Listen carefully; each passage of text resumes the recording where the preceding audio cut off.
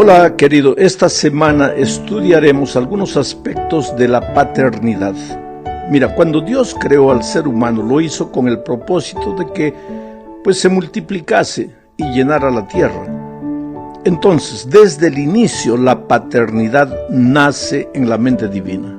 Él crea al hombre y a la mujer y les provee de un cuerpo capaz de procrear. Esta es la razón por la que la paternidad es algo como instintivo en el ser humano. Existen personas que, claro, por diferentes motivos no desean tener hijos, pero por lo general la paternidad es algo que está en el corazón de la mayoría de las personas. Las parejas se casan planeando tener un hijo a corto o medio plazo. Y ese hijo será fruto del amor que los une. Pero a veces los años pasan y el niño o la niña no vienen y eso causa sufrimiento y dolor a los cónyuges. Constantemente encuentro personas infelices. Consideran que Dios se olvidó de ellas y que no atiende su oración. ¿Sabes que este era el caso de Ana, la madre de Samuel? En aquellos días, en los días de Ana, toda mujer que se casaba anhelaba ser la madre del Mesías prometido y todas las mujeres deseaban tener un hijo varón, pero Ana no podía. El hijo deseado no venía. Entonces un día se dirigió al templo e hizo la siguiente oración: Jehová de los ejércitos, si te dignares mirar a la aflicción de tu sierva y te acordares de mí y no te olvidares de tu sierva, sino que dieres a tu sierva un hijo varón, yo lo dedicaré a Jehová todos los días de su vida y no pasará navaja sobre su cabeza. Mira, de acuerdo a este texto, ella no solo pidió a Dios, sino que hizo un voto a fin de que Dios atendiera la oración. Sabes, este asunto de hacer votos, yo una vez conocí la historia de un pastor que así triste me dice: mira pastor, yo nunca sentí que Dios me llamó para el ministerio. Yo soy pastor porque mi madre hizo un voto. Yo vine al mundo, mi madre no tenía hijos, entonces se arrodilló y dijo: Señor, mira, si me das un hijo, yo lo voy a dedicar para tu ministerio. Entonces cuando yo nací, desde pequeño ella me decía: tú has venido al mundo porque tienes que ser pastor, tienes que ser pastor. Bueno, terminé la secundaria, hice teología, soy pastor, pero no soy feliz, pastor. Yo hubiera querido ser médico. Y trato de ser un buen pastor, pero no logro, porque mi corazón no está en el ministerio. Mira la triste realidad de una madre que por querer tener un hijo hace un voto y concientiza a ese muchacho, prácticamente lo persuade a ser pastor contra su propia voluntad. Eso no está correcto, querido. Esa no es la manera sabia de ejercer la paternidad.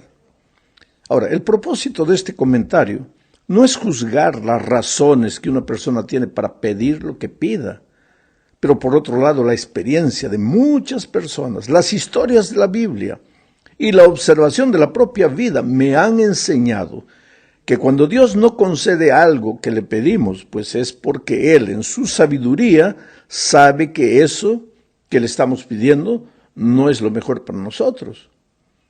Dios nunca se equivoca. Pena que solo el tiempo se encarga de mostrarnos a veces cuán equivocados estábamos cuando insistíamos en algo que el Señor no concedía. Te voy a contar una historia. Una pareja que quería tener hijos. Habían pasado 13 años, no venía el niño. Lloraban, suplicaban, ayunaban, hacían vigilia.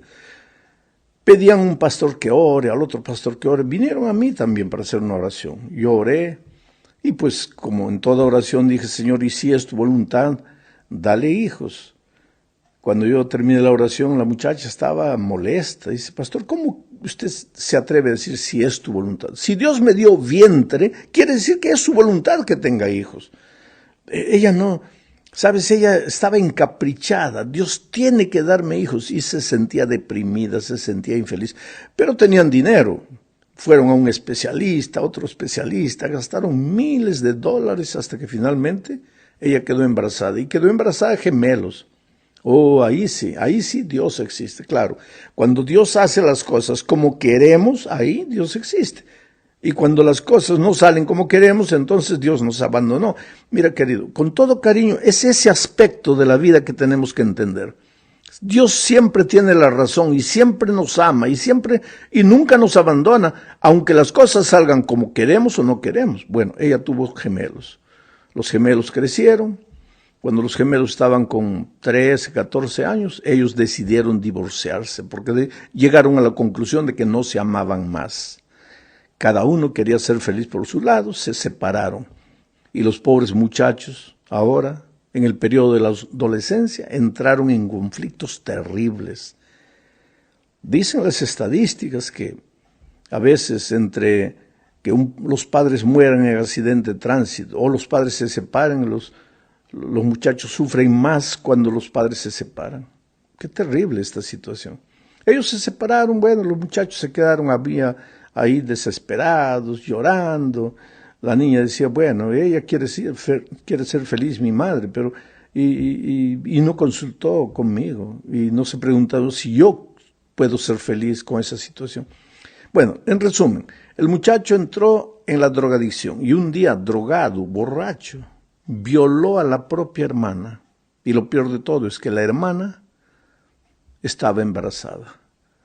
Y para no complicar la vida de su hermano, no dijo nada. Y cuando la madre se dio cuenta, ya el embarazo había avanzado. En fin, una situación triste, pero triste. Y ahora ella se lamentaba, ¿dónde está Dios? ¿Por qué Dios me abandonó? Por eso, querido, yo te digo una cosa. Es mejor confiar en Dios. Si Dios no te da hijos, Él sabe por qué lo hace.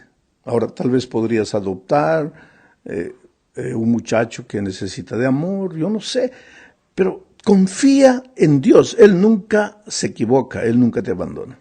Vamos a la segunda parte de este estudio.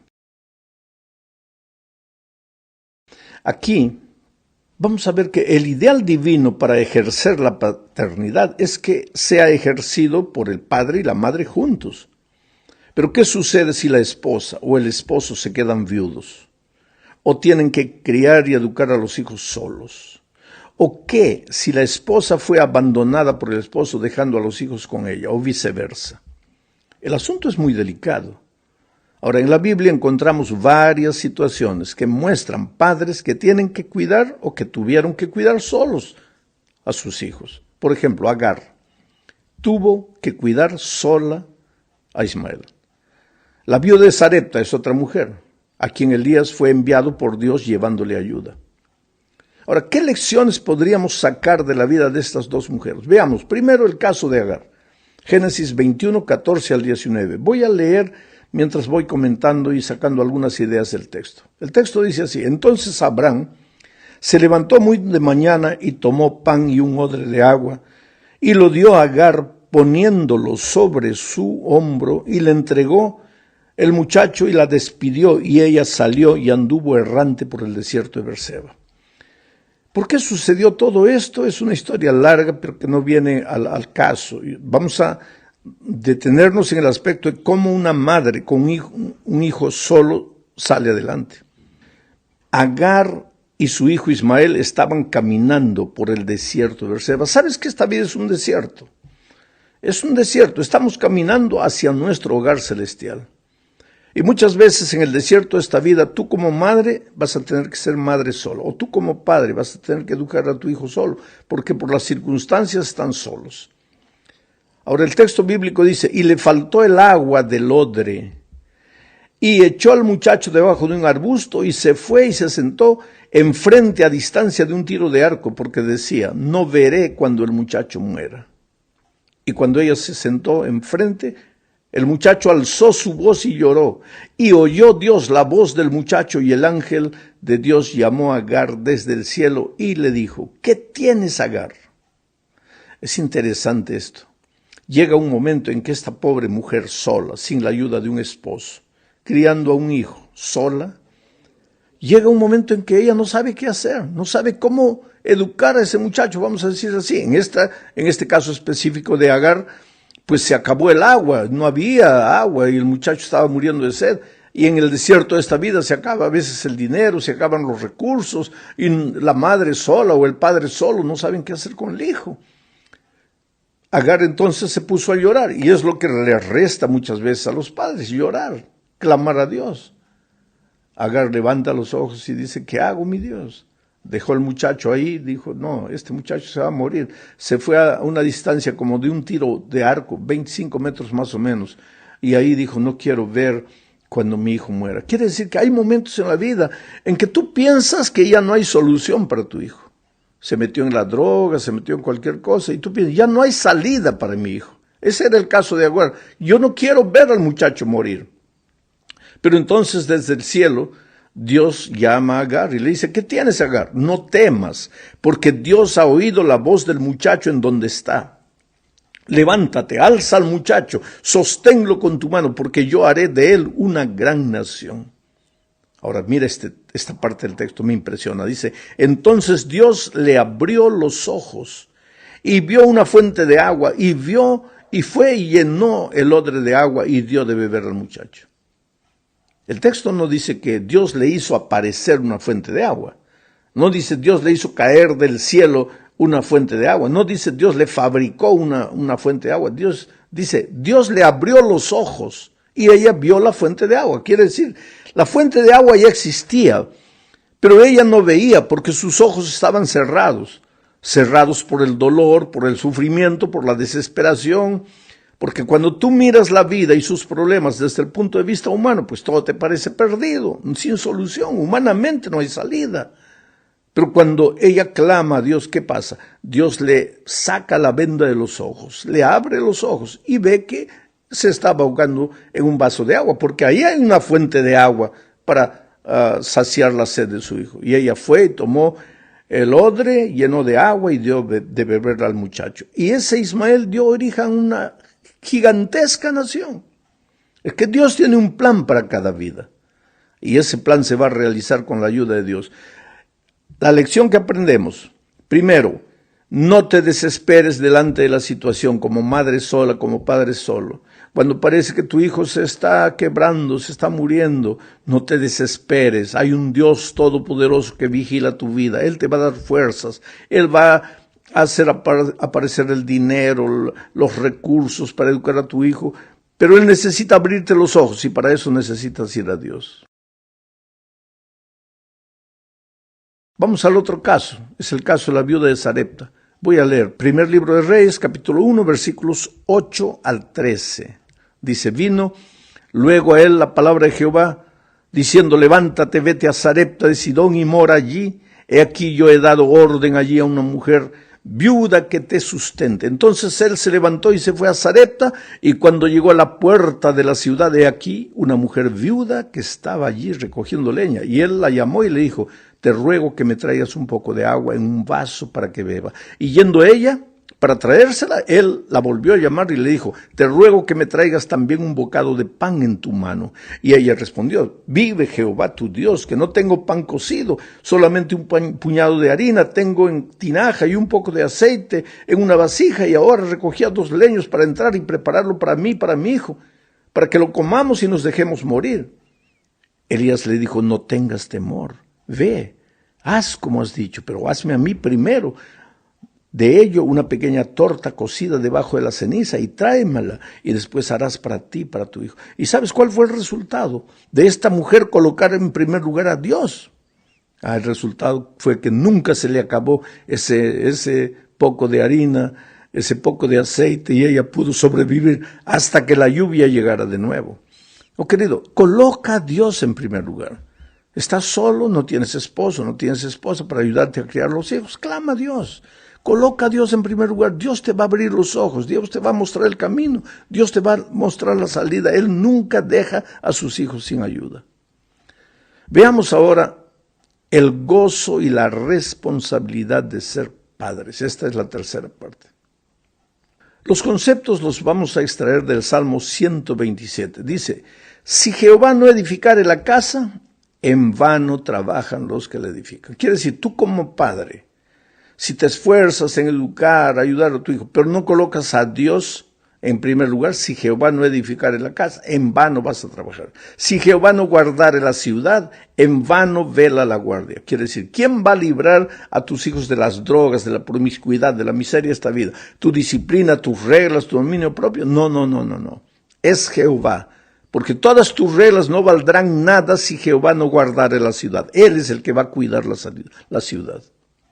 Por demás es que os levantéis de madrugada y vayáis a tarde a reposar, y que comáis pan de dolores. Es decir, ¿para qué sirve que te levantes de mañana? Corres hasta la noche, trabajas, luchas para la educación de tus hijos. Nada va a dar resultados si no colocas a Dios en primer lugar.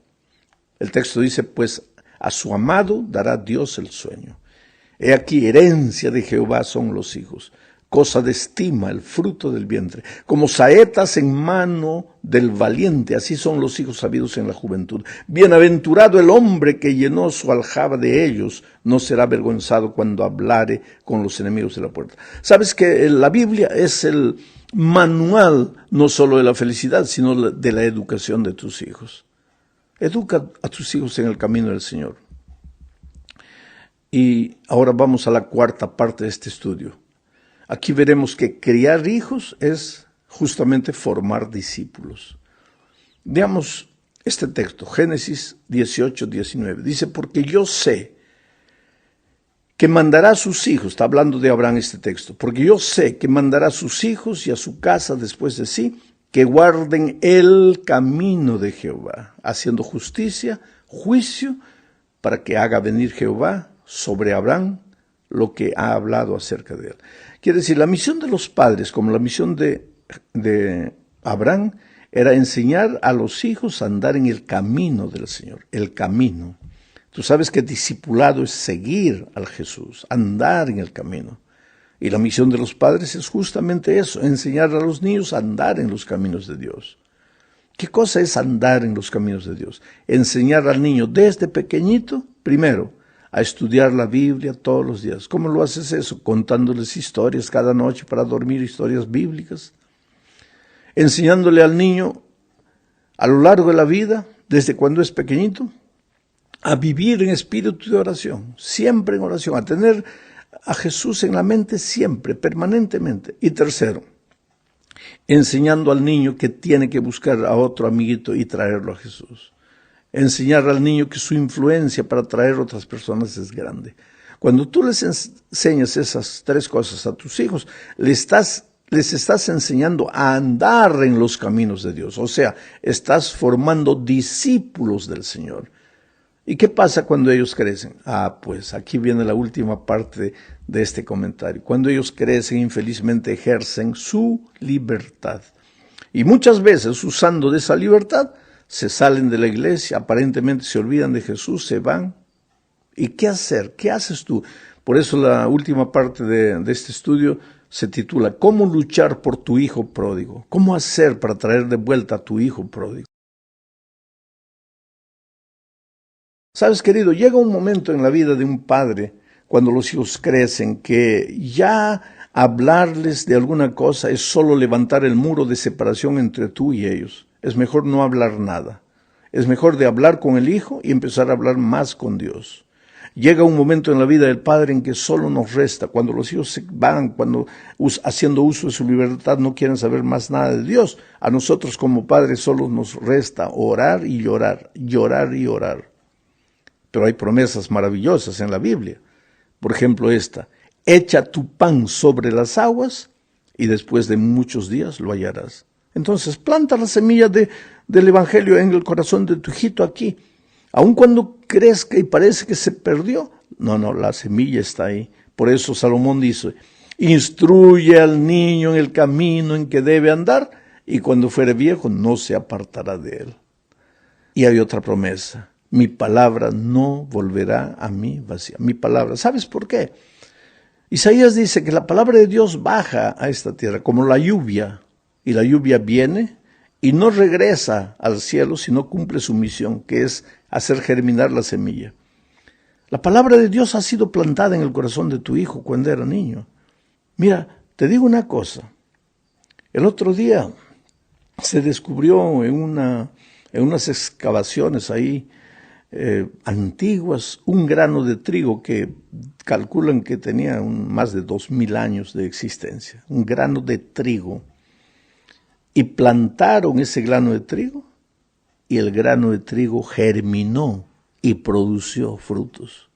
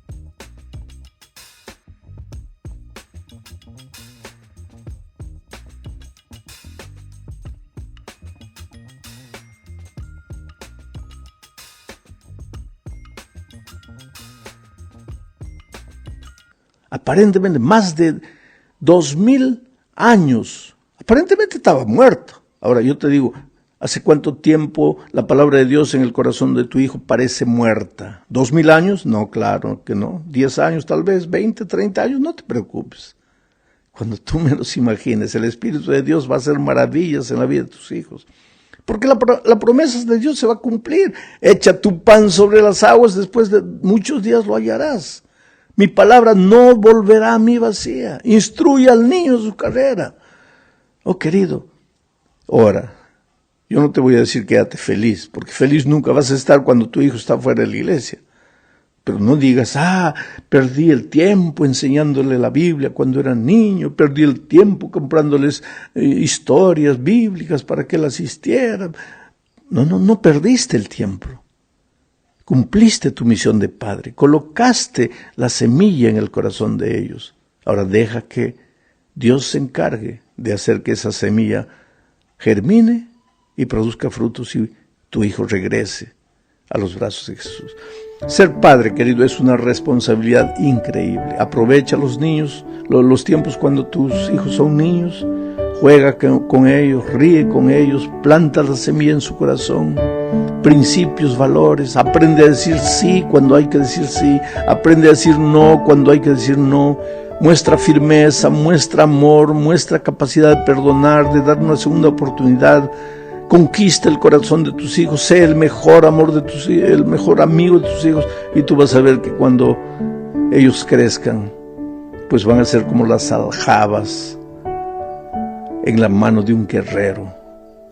Ellos te van a proteger, te van a defender en los años de la vejez. Que Dios te bendiga. Un abrazo.